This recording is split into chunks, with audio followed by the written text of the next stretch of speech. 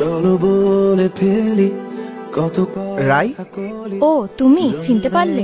একা একা মনুমেন্টের দিকে তাকিয়েছি, তাই চিনতে অসুবিধা হয়। বলছি, can we seat somewhere less crowd? কেন, এখানে কি সমস্যা? এখানে তো ঠিক করে কথাই বলা যাচ্ছে না। ঠিক আছে চলো, তুমি আমার অন্ধকার। আসছি। ছোটবেলার বন্ধুর সাথে দেখা হয়ে গেল, তাই আটকে পড়ে গেলাম। তুমি চিন্তা করো না। বাড়িতে এখনো এই ঢপগুলো দিতে হয়? অচেনা কারোর সাথে বেরোলে চিন্তা করে আসলে। দিনের শেষে আমরা বড্ড আলাদা, তাই না? আমার না তোমাকে যেতে দিতে ইচ্ছা করছে, চিৎকার করে বলতে ইচ্ছা করছে, আর কয়েকটা মিনিট হলেও থেকে যাও। তোমারই তো হাতে জেগে জেগে আমি শুধু ঘুমিয়ে পড়তে চাই। প্লিজ একটা কথা শোনো, তুমি এক্ষুনি বাস থেকে নামো। আমি পারবো না। আবার কেন দীপ্ত? আমি আর পারছি না। তুমি প্লিজ নামো, আমি আসছি, তুমি নামো।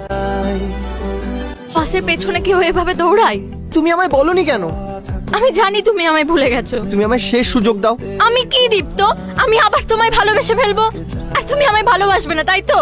আমি দিন রাত এক করে দেবো তোমার কথা ভাবতে ভাবতে, আর তুমি একটিবারও আমার কথা ভাববে না।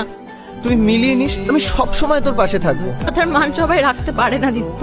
তো হয়তো কথার দাম রাখতে জানে না, কিন্তু যারা আমায় দীপ বলে ডেকেছে না, তারা জানে।